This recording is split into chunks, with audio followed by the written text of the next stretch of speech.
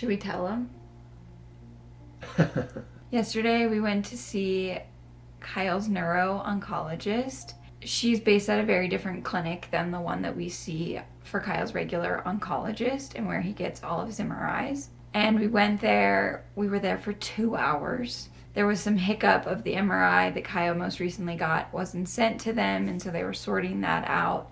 But after a while, they were able to finally get those scans sent over so that we could compare Kyle's latest scan to the scan he had in March and then also to the scan he had in December. Going into this, we were very much under the impression that Kyle's tumor is growing. Based on the latest MRI and talking to his oncologist, there was this new enhancement within the tumor, which was 8 by 9 millimeters in March and now reading 21 by 21 millimeters in the latest MRI earlier this month. So we were just prepared to kind of talk through what the next treatment plan would look like. That was not how the appointment went. She pulled up all of the scans and the different angles that they get in the MRI, and it's shrinking.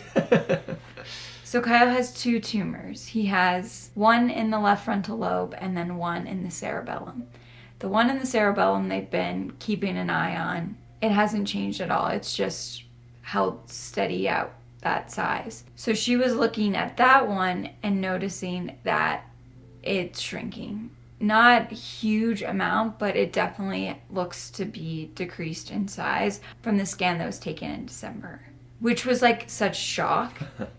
And then the left frontal lobe mass, comparing it to the scan in December, it looks like there is what she said is the overall mass looks less dense. Which means that there is marginal shrinking, and the new enhancement within the tumor, based on sharing with her that Kyle overall symptom-wise is only improving. And the fact that we were fairly shocked to see that there was this new enhancement. Based on that and based on what she's looking at and like the way that that enhancement looks, she believes that that is not actually tumor growth, but it is treatment effect.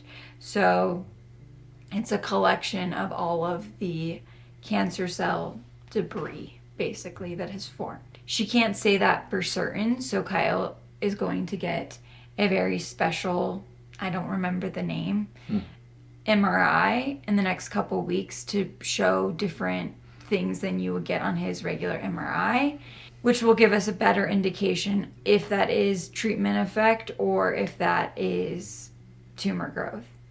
She feels like it's likely treatment effect, which it's not ideal, but it also is way better than the tumor growing. The other thing that kind of threw us for a loop is that since this tumor returned in 2021, it's been expressed to us that surgery is out of the cards.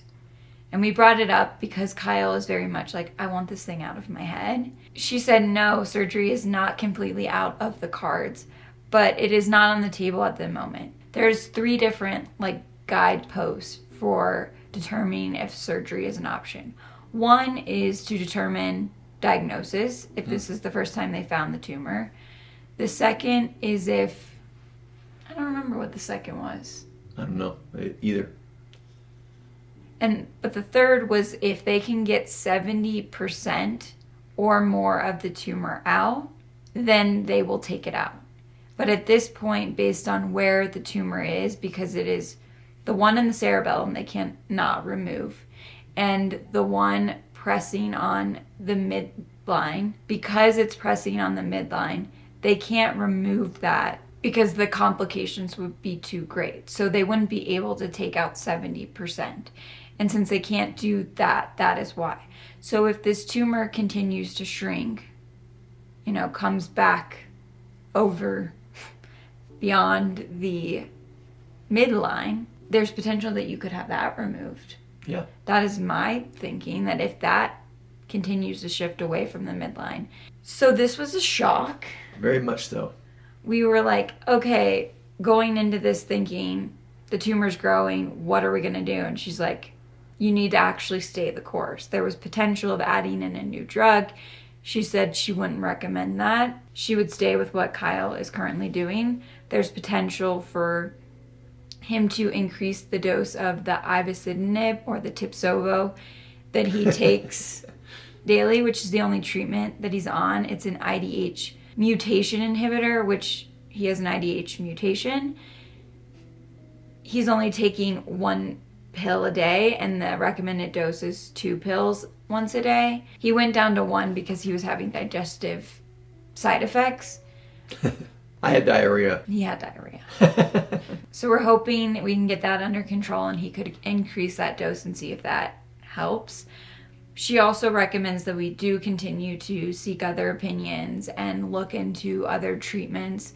And if we go ahead with them, or we can always keep them in our back pocket should things change, or if the MRI does show that that is enhancement, but she's leaning towards treatment effect. So this is the reminder to always get other eyes on your case, because if we hadn't seen her, we would have only thought that the tumor was growing.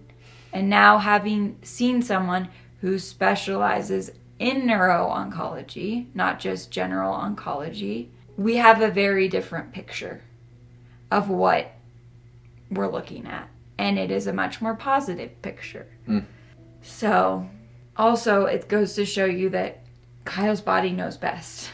He knew things were improving. We both knew that. And based on comparing to the scans in December, it makes sense because the tumor does show even just marginal shrinking.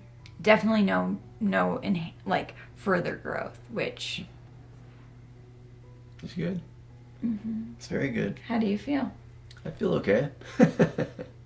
I'm really happy that the shrinkage there. You're like, yeah, I knew it would. I knew it would. I'm really happy that it shrunk. Mm-hmm. But we will know more in the coming weeks once he gets this special MRI. But for now, we are going to celebrate this little win. I guess it's not so little. you have small hands. I know. My small hands. Sorry. Anything you want to say to? Just be positive. Yeah, just be positive, man. Just be positive. Be positive, man. Hope is one powerful drug. It really is.